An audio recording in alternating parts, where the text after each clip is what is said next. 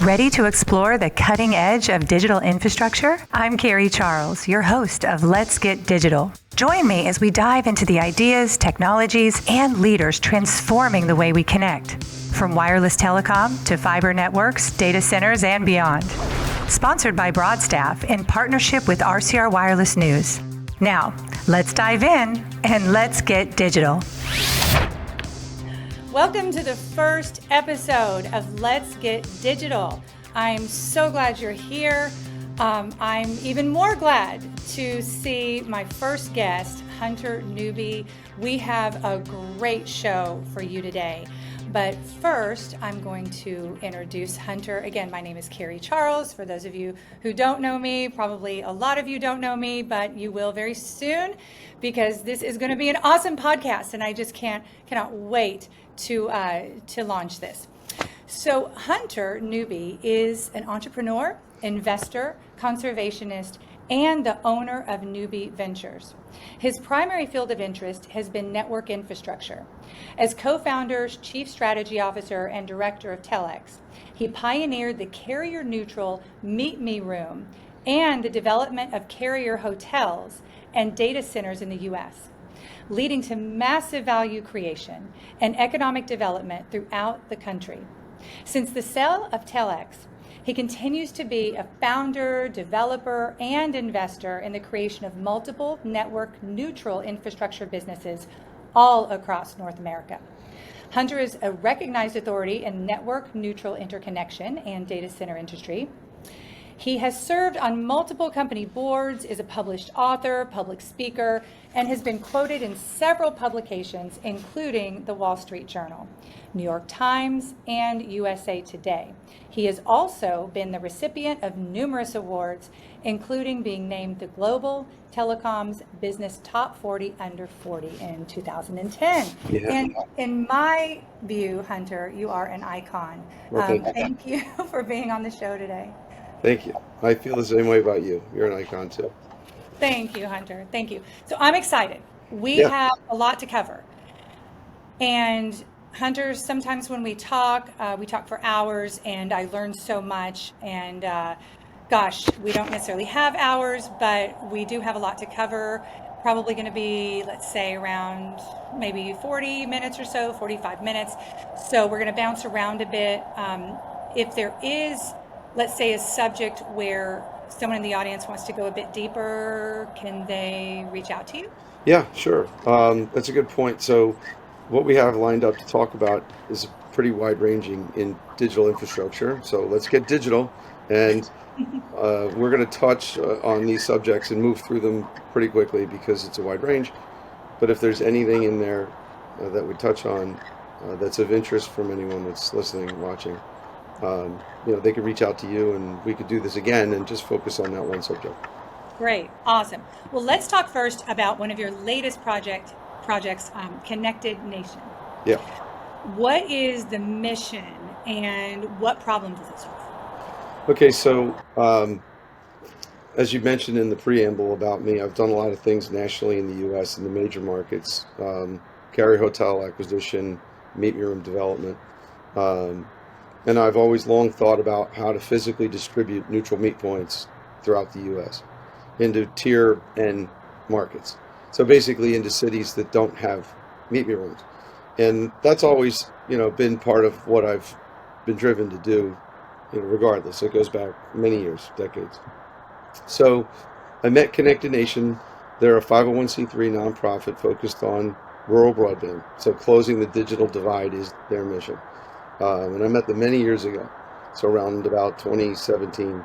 And as I got to know them and asked them what they do and what they're working on, it's a lot of grant writing, a lot of FCC broadband mapping, advocacy, and that sort of thing. They have a lot of programs for children, K-12 students. They have a big veterans program to train veterans to get them back into the workforce. Which is really important. And I asked them more about the network infrastructure side. Like, what do they know about how the internet works? And they weren't familiar with carrier hotels or meet me room. And I thought, well, that's what's wrong with rural broadband in America. the preeminent nonprofit that gets all this funding to solve the digital divide doesn't really know how the internet physically works. So I invited them to New York. I showed them one of the properties I was a partner in at the time, 325 Hudson Street, and I gave them a tour from the basement, the manholes, all the way to the roof, and the meeting room and everything. Um, and long story short was at that moment, um, they asked me if I thought it would be possible to take that design that I have and bring it to rural America. And I said, well, let's find out. And since then, we've worked together very closely, um, drafting the Internet Exchange Bill, and we worked together on a project in Iowa where we helped reduce the cost of transit for school districts by over 90%, which was shocking to everyone there that was involved that didn't believe that it was possible. Um, and then through COVID and coming out of it, um, we formed a joint venture. So one of my entities and the nonprofit own a Delaware LLC 50/50, and that's called Connected Nation Internet Exchange Points LLC. So that's our venture together. And we've diligenced the entire United States, partly their data research and partly mine. So for my part, I have an API into what's called PeeringDB, which is a database online that's user generated or contributed content that highlights the location of every internet exchange in the world. So the facility it's in, the switch itself, and then the networks that are on that exchange or physically in that site. So the networks that are on internet exchanges are referred to as ASNs, or autonomous system networks. And that's basically a number that is a given address for all the major IP networks and how they find each other on internet exchanges. So I don't want to get technical, but the partnership that I've formed with Connected Nation diligenced all the cities in the country, and it's of a population size of 200,000 or more, distance of greater than 100 miles to the next closest internet exchange, and a K-12 school district, grouping that pays on average more than $2 per megabit for transit. And coupled with the data that I have, which is knowing that there's no IX in that city, and then knowing where the next closest IXs are, a little map just appears. All these dots just come out and say, hi, we're cities that have big populations that have no internet, and we have to backhaul to other cities to get to the internet. And we mapped 125 of these cities. And we're starting a build in Wichita with Wichita State University. So Connected Nation reaches out to the universities, mostly some municipalities, but predominantly big research and tech park institutions, research, land grant universities. And we secure land from the universities, usually minimum 40 years for free. It could be up to as much as 99 years, dollar a year kind of thing. And then they commit to work with us to launch it. So a lot of these universities have AS numbers, but they don't use them. So all of their student eyeball traffic is sort of, not visible on the internet. It's behind a transit provider. Yeah. So this will be the first time that these universities use their AS on an IX on their own campus. So that's a start, but that's not the end. Then that site becomes an aggregation point for all the local fiber to the home ISPs and all the wireless networks to aggregate and deliver traffic there instead of having to backhaul it hundreds of miles away. And localizing the internet to these points, it reduces cost, but it also reduces latency. And the reduction of latency is now more important than ever with inference and generative AI, but we'll get to that later. So that's where I'm going to stop. That's what my CNIXP partnership is about. It's underway. Oh, and we got a $5 million grant from the state of Kansas to build the building. So that's important. We're building a building, a modular neutral colo with manholes and everything to house an internet exchange switch. And I'll also mention that the internet exchange switch itself is operated by DKIX, the internet exchange operator from Frankfurt, Germany, who I have a very long-standing relationship with and friendship with, and they're really professionally, as far as I'm concerned, the best in the world. They have an appetite for expansion. They've grown into many cities all over the world, and they're in several in the U.S. now. They're the largest internet exchange in many cities in the world. So they're our partner for this venture. So when it comes to bridging the digital divide, I know that that has been the goal of the BEAD funding, the Yes. infrastructure funding. So what are your thoughts about the future of BEAD funding, especially with our new administration? So great question. That's another one of those that could go really deep. So I'll just be Right. surface level about it. Um, BEAD was tremendous. It's a lot of money. A lot of states have already pushed their BEAD plans through and they've received their allocations. I'll just sort of repeat what I've heard from the Connected Nation guys, who are really my, you know, lobbyist partners, if you will, in DC. Even though they're based in Kentucky, they're in DC a lot. They know all the governors and all the congressmen and all the senators. So it's great to work with them. Um, the money's federally committed to the states. The states have possession of it. So it would be very hard to take it back, number one. So I'm repeating what I've heard, but that's, believable. So with the government, you never know. But some of the states have already submitted their plans to NTIA, and they've been approved, and they're deploying the capital now. So it's underway, and it's a shot in the arm for the economy now because a lot of jobs and a lot of labor, a lot of materials will be put to work to build infrastructure. And generally speaking, BEAD was set up for fiber mostly. There's some other things, but mostly. And then internet exchanges and internet exchange points. I make note of this. There's a delineation between the two. An IX is an Ethernet switch, crudely speaking, and an IXP is the room or building that it's in. I know there's been some conflation of those terms over the past decade or so, and some people are a little uncomfortable with the delineation. But if an IXP was an IX, then there would be no DKIX. It would be DKIX P, or, or whatever. So, just not to belabor that, in the middle mile grant, which was a $1 billion grant, IX and IXP, for the first time ever in the history of broadband grants in the United States, were actually defined network elements and grant eligible. Now, think about that for a second. That was like 2022, 23. All the years of broadband grants, there was never a network map ever submitted as part of a grant application that highlighted an IX or an IXP. It was only about fiber. Broadband equates to fiber, and broadband equates to internet, and it was a catch-all, but it's not.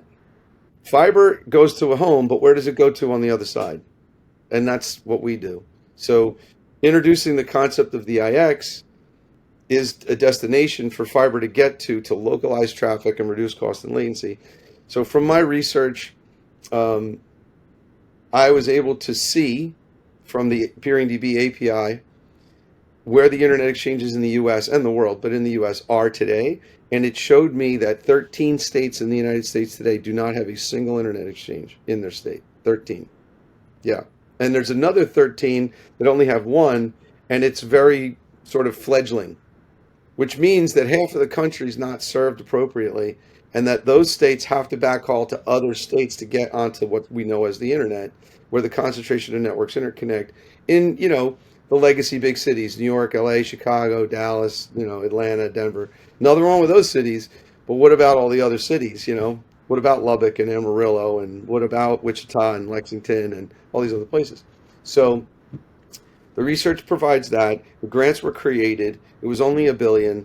No money went from middle mile grant to an IX or an IXP, which is unfortunate, even though we applied. The grant we got from Kansas was a state level grant, not an NTIA, middle mile or BEAD grant. But BEAD speaks to fiber. It does reference the middle mile grant definitions. But as I said, there wasn't a standalone application ability to apply for funds just for an IX and IXP. That said, The funds that are going to the states that have already deployed, and then the ones that are coming for BEAD, for fiber to the home or whatever, they're going to have a humongous influx of local capacity.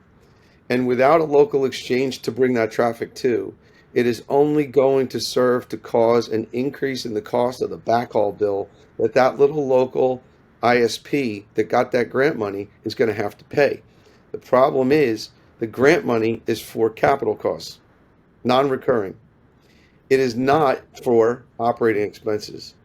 So all the fiber to the home and the increased speed that the end users are going to get, the problem is they're going to use it. And then that's going to end up in the head end of that last mile network, who then has to hand it off to the backhaul provider.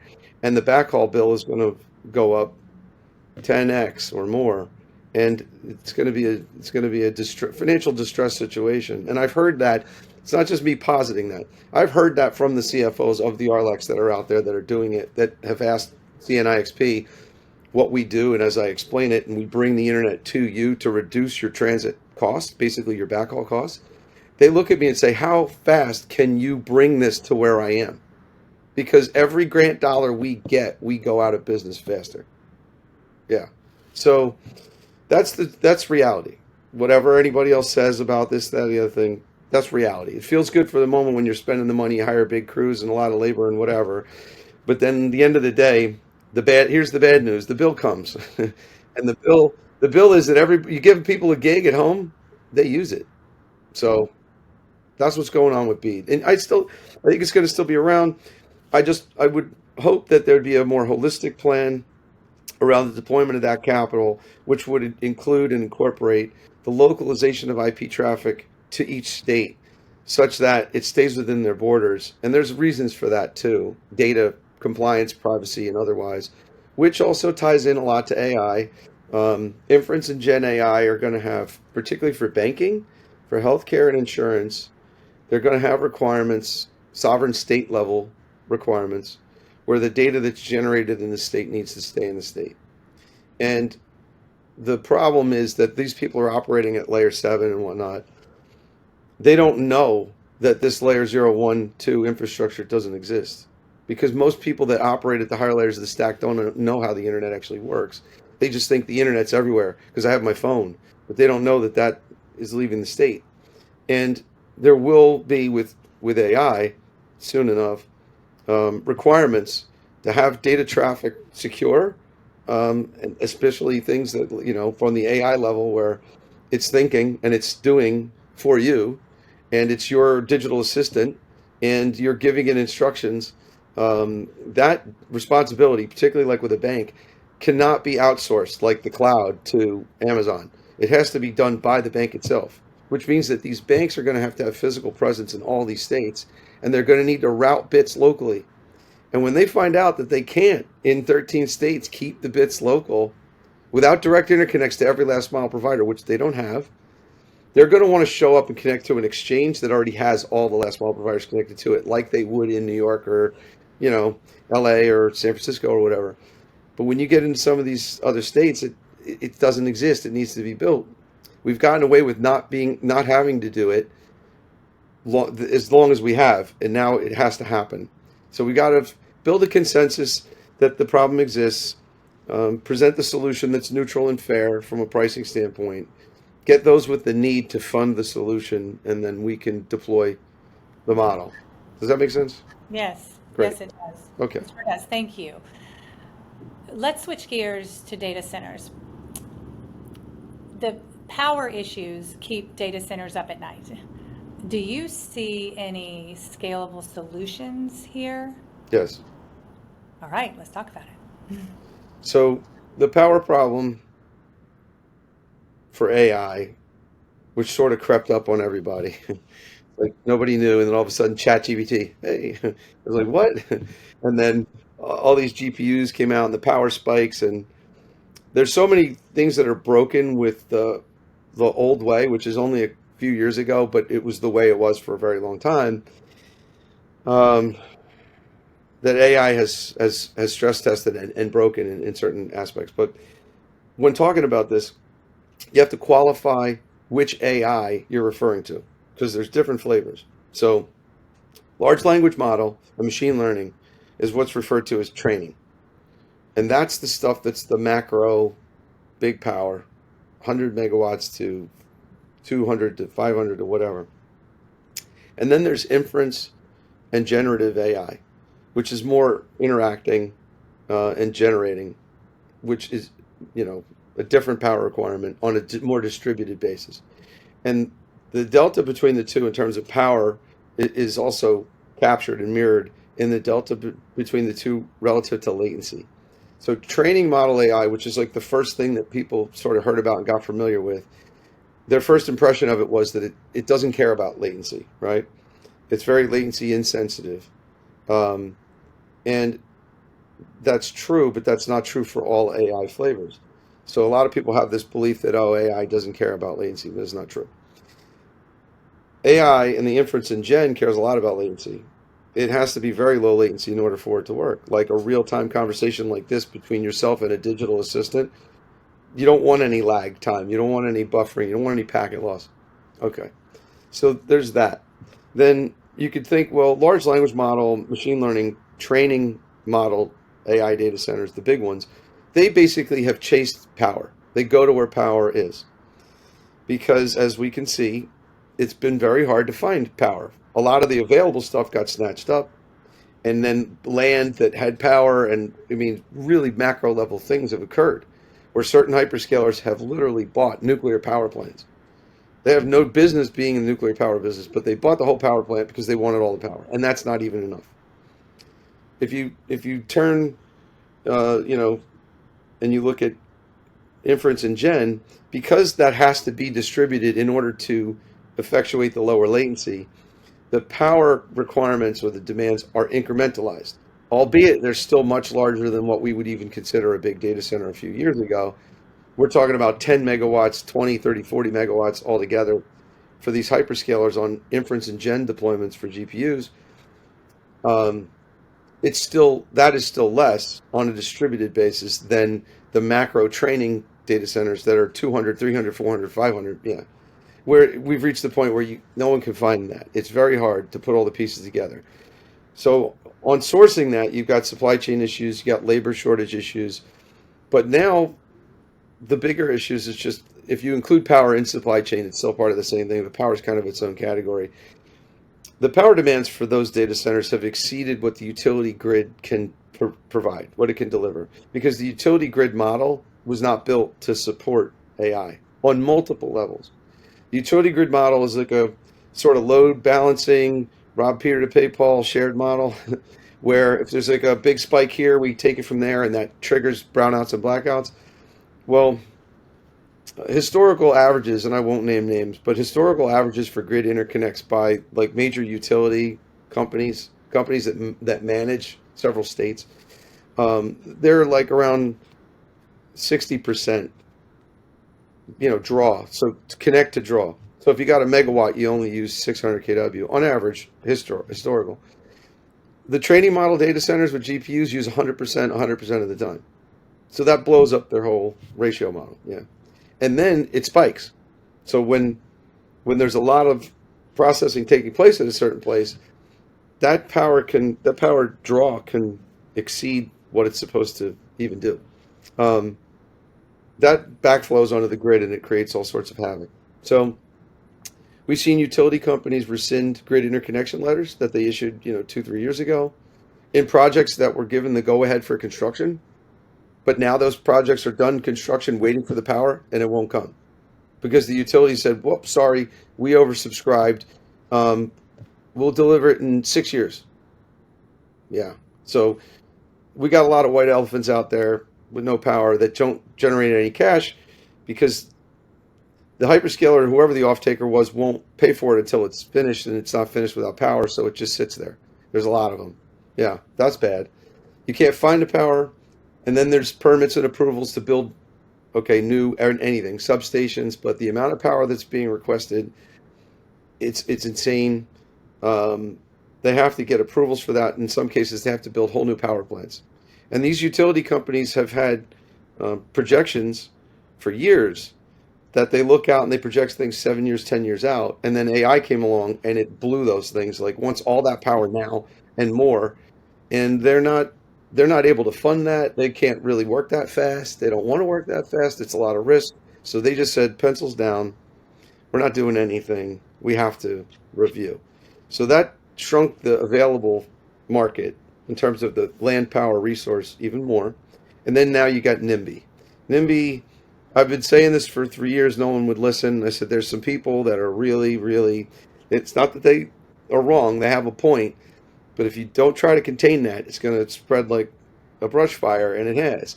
So now a lot of governors are here in big data centers, and they're getting a little leery because the local people come to these town hall meetings and they protest. And they say, I don't want to see the big power poles. I don't want to see big buildings with no windows. They don't do anything for us. There's no long-term jobs. Where's the real economic development from this? And why are we, the ratepayers, subsidizing their distribution lines? Why? Why should we fund their transmission lines?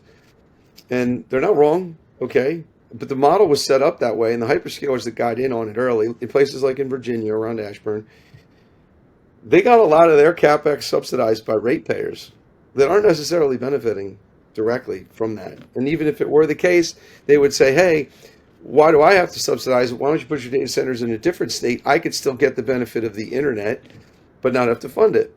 And that's where not in my backyard comes from. I'm sure the tower people are happy that they're not the only one subject to NIMBY anymore. But yeah, that's, again, big subject. I could go super deep. I wanted to delineate training from inference and gen. The power requirements are definitely different. The headwinds are different for each. But now we have a whole new thing that just occurred, yesterday, which is DeepSeek, and I know we're going to get to that later. But that is going to change the way people think about how much power needs to be Let's talk about it consumed to run now. Let's the talk about it now, processes. Hunter. Okay, well, DeepSeek, so what is it, and how's it going to impact AI, data centers, power? Let's get into it. yeah, so on the training model side for the macro level power, the hyperscalers realize that they can't rely on data center providers anymore because they're not reliable. And it's unfortunate, but the data center providers were being given the responsibility to bundle in the grid power to deliver to the hyperscaler a finished product. But they've exceeded their ability, to deliver on these requests, commitments, even though the data center provider committed, the utility company rescinded.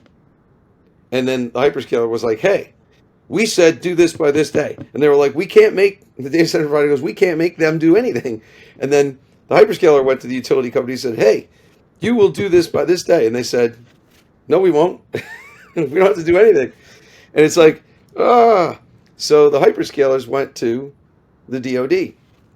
Because let's not kid ourselves, okay? AI is a military operation. Just period. Don't think that this is about business or whatever. Everything is military first. I don't care if it's the highways in the United States or the electrical grid or whatever. Everything is military, and then it becomes some consumer thing. The internet, DARPA, it was military. I mean, everything, the microwave ovens, okay, Teflon, Kevlar, it all came from the military. So the DoD is frustrated that the hyperscalers can't get this done. So the hyperscalers go back to them and say, you fix it. So if you look back to September of last year, the DoD basically brought the hyperscalers to the White House, not to ask permission, to tell them this is what we're going to do. They didn't go to Congress. You go to Congress to ask for permission. You go to the White House to say, we're doing this. So they said, we're doing this. And then about 10 days or so before the inauguration, I think it was, Biden signed an executive order that opened up federal land for data center development. And expedited permits, basically no permits, and all these other goodies. You can go read it. It was an executive order. It is there. So how and why? Because the hypers go to the DoD says, look, we have tech that we're going to license to you and only you, the select few. And they're going to build these data centers to run this AI. Because it's a military operation. Get it done. Nothing can stand in the way. I don't care if it's snowing, raining. I don't care if you feel good or whatever. It's happening right now. Yeah. So one of the things that's not happening is some investors' concept of return on invested capital. That's not standing in the way of this military operation. So this license for power tech, I'm just going to leave it at that the DoD is receiving, and they're bringing the DOE in on it for cover. Okay, the DOE and the DoD are working together on this, the Department of Energy, to keep FERC and NRC and the PUC away. They say, we got this. It's good. And then they put it on federal land, which could be existing federal land, or it could be a little principality carved out within a hyperscaler's own land that says this is now federal, like Vatican City or something in the middle. And then there's a room within a room within a room that the power comes from, and no one's allowed in there. That is exactly the same way it's set up on nuclear subs today. Yeah, the nuke sub power is in a room that's not the nuke sub, and that power is a license to power the ship. It's also in other ships, but we'll leave that for later. So the hypers get access to that on federal land, expedited, no permits, negative compliance, like we'll tell you what it isn't, but we'll never tell you what it is kind of stuff. And you can imagine that all these sites will sort of be like the ion colliders, like Brookhaven National Labs or Oak Ridge, where they have a nuclear power plant that powers the collider, okay? Or, as I like to call it, Area 51. These will be all Area 51 data centers. No one's allowed inside. It's powered. What does it do? No one knows, and you're not allowed to ask. Behind a fence, behind a fence, behind a fence. Okay, that's for them. So you said, what are the solutions to this macro power problem? That's the one I came up with for the haves. The have-nots have to continue to fight in this land-powered, land permit, NIMBY, street fight. Knives out. All right. Now we go over to the DeepSeek. DeepSeek, let me preface it by saying this. Better math and better code always wins. And the future is better math and better code. So if you could take 2 million lines of code and squeeze it down to 1, you can execute on all the commands in a faster time frame using less energy. If you could take 1 million lines of code and squeeze it down to 2, you can get a lot done a lot faster and with less energy. And that's sort of like what this is. So, people go, oh, it's China and they're lying and whatever. Read what they actually did. So what they did was they decided to use a different ratio for probability. So they wrote the code so that it doesn't have to be 100% accurate. 90% is good enough. So in saving that 10%, they can get everything done faster. It costs less. Now, how much did it really cost them to build it? I don't know. We could sit here and debate it. I think there's some semantics too. Like they say it cost $5 million to build this thing, which is like equivalent to ChatGPT, which cost $500 million to build. But how much of that cost is just the chips versus the chips plus the data center? I don't know. No one's said that yet. So the buildings still cost real money. Land costs, labor costs, materials cost. Copper isn't free. Getting the price of copper down is not the same as getting the cost of a cycle down. But there's a trend here, and I'll just say again, this is a little macro analogy. 20 megabytes of external hard drive memory in 1988 was $700. And I know that because I bought one, okay? It was my external hard drive to my Mac SC that I got with 2 floppy drives when I was a freshman at Drexel University, and I had to buy a Mac. And I'll never forget it because $700 is a big deal. I drove to Delaware to buy it to not pay sales tax because it was a lot of money.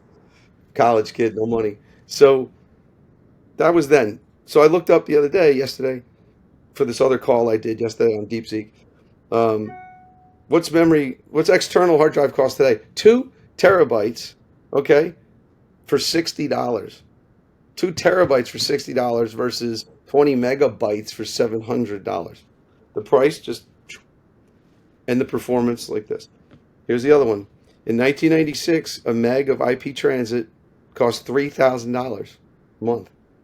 Today, 5 cents. Yeah, wholesale, 5 cents. 3,000 to 5 cents. So, to all you people out there that built your revenue models on AI based upon how much you could generate per hour on an H100 or 200, you learned the day that Blackwell's came out A month later, the price got cut by 60%. And now, the people that don't understand the algorithms, the math behind the AI, it's the same people that don't really understand how networks work and that they're actually physical things that have a physical home. And because you lack that comprehension, but you're going with what everyone else is saying, and it's like, oh, it's AI, it's AI. It's like, oh, it's endless demand. That reminds me of the dot-com bubble, dot-com this and dot-com that. And that fueled companies that got funded, that went public, that then turned around and bought from the telecom companies who spent all this money building fiber and whatever. So when the dot-coms popped, that blew back onto the telecom, and they all went Chapter 11, 22, 33, and M&A. But we're still running on all that infrastructure that was invested back then. But a lot of people got wiped out. And unfortunately, DeepSeek has shown that just with the change in the algorithm, you can reduce the time and cost to produce the same, or produce an output that's acceptable. Let's put it that way. It's the range within a range of acceptability. And for certain things, you don't want any deviation. Like, I don't know, remote surgery or autonomous driving. It's got to be 100%. But with other things, it could be 90%. Who knows? Maybe it could even be 70%. And it could take longer and not have to be as fast or whatever. So they're going to tweak the machine. And as they do, again, these are numbers that were stated, but it reduced the cost of power consumption to 1/10. So that made everybody think, well, what are we building here? We're building to something that we think was right a day ago to a couple of years ago, where all this crazy hyper extrapolated, let's go get land and build gigawatts. But if the same output could be done for 1/10, or is it going to be made up in demand, or like, what does that mean? So it's like, well, there's a lot of fundamental questions on, number one, the revenue models of those that base their models on like NVIDIA chips that are still current, but the technological obsolescence, the rapid accelerated depreciation, boom. So what does that mean? You could still use them, they still work, but you can't command the same rent for it. So that just reduced your revenue, which now you can't generate enough cash to service the debt that you used to borrow to buy the chips. Oh, problem number one. That makes you a risky credit. Problem number two, you've just signed leases for white space and data centers that are now thinking, oh, crap, are my customers going to file? Which then locks up your space in bankruptcy court. You can't get cash. Your tenant might be out of business, and you don't even know if their assets are going to be worth buying for 10 cents on the dollar. And is somebody going to come in and pay the same rent, or are they going to negotiate it down? And if you're a data center owner and you just invested millions in CapEx to upgrade for power, now you're not getting a return on that investment. Maybe. You have to wait to see. Beyond that, there are the people that borrowed billions to build these buildings for off-takers that are either these risky credits now, shown to be potentially, or the hyperscaler market, which you think is going to go on forever, but it's going to navigate towards the DoD, DOE deal. Because what they're doing on that level, cost of power, the DoD is licensing technology to the hyperscalers. A license, cost plus. The construction of the building, it's not going to be a data center provider, Carrie. It's not going to be your run-of-the-mill data center providers. It's going to be Halliburton. It's going to be Black & Veatch. It's going to be Skanska. It's going to be construction companies that are going to do it at cost plus. I say cost plus 3%. People go, no, that's crazy. Cost plus 5. I'm like, okay, fine. Cost plus 5%. You know any private equity people that want to do anything for 5%? No. I don't even know any lenders that want to do anything for 5% right now. 15 maybe. So the hypers are not going to allow anybody to get rich off of them. And they're getting a path to execution. And their cost of power on a license over the next, let's say that the energy that they're buying a license to, it'll last for decades. And if you amortize it over those decades, the cost per kW, if you wanted to calculate it, it's lost in the decimal point. So that's never going to come back onto the grid, by the way. It's all going to be consumed locally because it's either on or off. And they're going to grow into it. There's sort of a minimum threshold, too, for how much these things are in terms of a deployment. It's well north of 300 megawatts and per unit. If you need more, you just add more. I'd like to see these things get incrementalized because it could help a lot on where I'm going. But if not, that's fine. We could still stick with, three-phase 480 grid power and fight it out. But um, the fact that the hypers will get access to something on a license agreement, it's completely skewed. Again, it's military operations, so don't even think it's apples and oranges. It is, but they're not connecting to the grid and paying 5 cents a kW or whatever the number is. All everybody else is. So there's another big question. If you're trying to be in the AI business and you don't have access to that, how do you compete? So there's a lot going on, and I'll stop there. I could go further, but I'm going to stop there because we have other things to cover. But hopefully that answered your question. I know I had to add in the DoD thing. The executive order gives it away, so to speak. And the DeepSeek thing is just a wake up call to better math and better code is coming. And if you haven't figured that out, you think your revenue model is going to stay the same for the next 2, 3, 4 years? No way. The transit from $3,000 a meg to 5 cents, just map that. Like that's felt like a stone.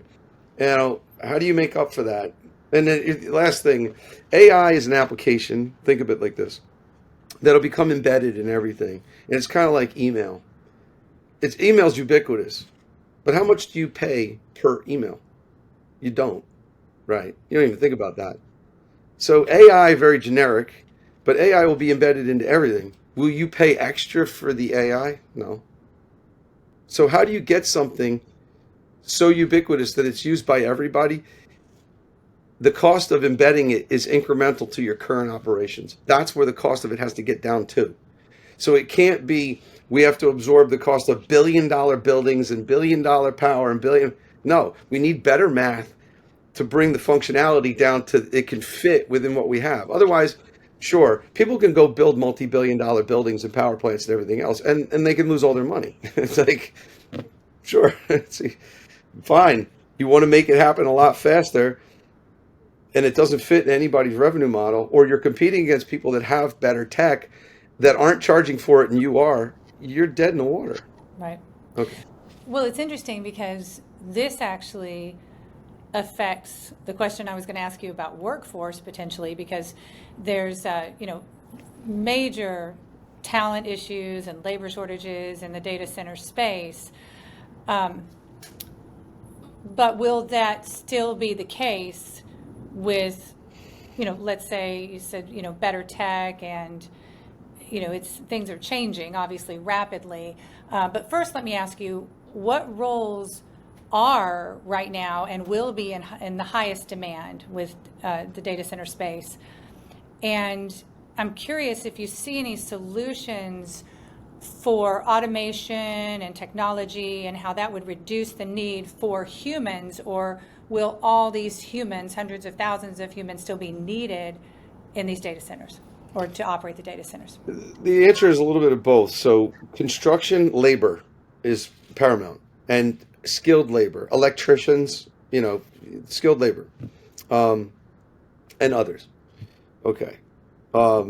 AI can be used to model and plan a more efficient site, which could mean that it takes less time to build and maybe less materials and parts and different things, which might require in aggregate less labor, either less people or less hours, but you can't replace the people and the time today that's necessary to construct anything, a data center or anything, a bridge, plumbing in your house. There's no AI robot yet today, although Elon's probably working on it. That's going to come in, and take out your, Len the plumber or whatever. Len, I hope it doesn't happen, but Right. Or Mr. Sparky or whatever. Imagine an AI robot showing up to wire your 200 amp panel in your house. We're far from that. But data centers there could be more intelligence on the front end used to do the design that causes less hours to be needed. That's the only impact that I see. It does feel a little Terminator, Cyberdyne systems, where we're building the machine that eliminates us. But I'll say this for all the people that are concerned about that, because we are all science fiction buffs, right? At the end of the day, anyone in this industry, we have to learn how to adapt the technology into our lives. because where we're going, without that, we can't compete with whatever's out there because it uses it and we don't. We need to, and this is a transitional period. We're getting acclimated. And yeah, sure, a lot of the things that were done by hand, by humans, can be replaced by machines. But that's not any different than saying, I have an iPhone and on my phone I have a calculator. And this isn't mine. Somebody else said this, but somebody was like, whatever, some meme or cartoon about kids in math class in like whatever, sixth grade, and the teacher's like, you have to learn how to do math by hand because you won't always have a calculator in your pocket. Well, now we do. Yeah. So Right. the kids have the last laugh and go, I do have a calculator in my pocket. That's basically like using AI. It's cheating. I don't know how to do the math. I just put in the thing and it gives me the answer. We've been using AI in a very rudimentary form for a long time. It's scaling that up and how that helps us. Now, what's nefarious is the code. What is the intent of the code? And I have a whole nother 2 hours with you on this, but do I trust these big guys that are getting this deal from the DoD that their intention is pure and good for the good of betterment of humanity? No. Based on what we just went through in the past several years of censorship and everything, I don't trust them. Zuckerberg was like, we had to censor people, but we were made to, but now we're good guys. Dude, no. Come on, man. Like, you're either a good guy or you're not a good guy. So the code of the intention behind the code, behind the AIs is really important because if you had your calculator and you put in 1+1 and it said 3 and you just blindly believed it, you would think 1+1 equaled 3. That's kind of like an AI that has malintent. It could give you an answer that's kind of true but skewed ish. And that would be like 1+1 equals 2.01. It's 2, close enough. And you're like, all right, fine, I'll let it get away with that. And over time, it works on you until you believe that it's true, but you're off. And now it's got you going in the direction it wants you to go in. That's what you have to watch out for with the code and the AI and how it's written. And there's battles on that. Elon's talked about it, and OpenAI and all this other stuff. And I'm not gonna weigh in on that because it's happening. But it's a race. It is a war. Like, it's a war. Because if China can win, they're authoritarian from the top down. Power, not a problem. Cost, not a problem. Everything's free. Build it. Make it happen. And then all of a sudden, they have the biggest AI and they have all the data. Then their intent is what gets implemented. You see? It's really interesting. It's like the TikTok ban. How's that impacting people's minds by what they feed people based on different algorithms of who they are, their age, where they live? And over there, they get sent math problems to do, and over here, we get cat videos. That that's real, and all of that requires infrastructure. And here we are digging holes and building buildings to create the prison we all live in. So I'm very cognizant of that, and I just keep an eye on it while I still build out network infrastructure because it's a double-edged sword. It's a love-hate. You know, I need it, but I don't want it to be used against me. But if I don't build it, I'm not going to have it, and I'll be weak anyway. So I might as well build it, and I got to make sure it works out. It's complicated. Boy, is it complicated. But the news sure is interesting lately, right? Um, I'm curious your thoughts. One last question about Trump's $500 billion AI venture, Stargate. I read that it's supposed to create hundreds of thousands of jobs, transform the tech industry. What will be the impact of this on digital infrastructure, really on jobs as well? Is that true? Are we going to see hundreds of thousands of jobs? I hope so, and I believe so. And Trump likes to make big statements and get people's attention, and he says things that get headlines and captures their attention, and it's like a distraction. Like, here, look at the ball, go get it. Like Gulf of America, and we're going to buy Canada and Greenland. I mean, that's all great, and it could all very well be true. We'll see. It's not without precedent. The United States took over Hawaii. It was a sovereign nation. It became a state. There are other examples.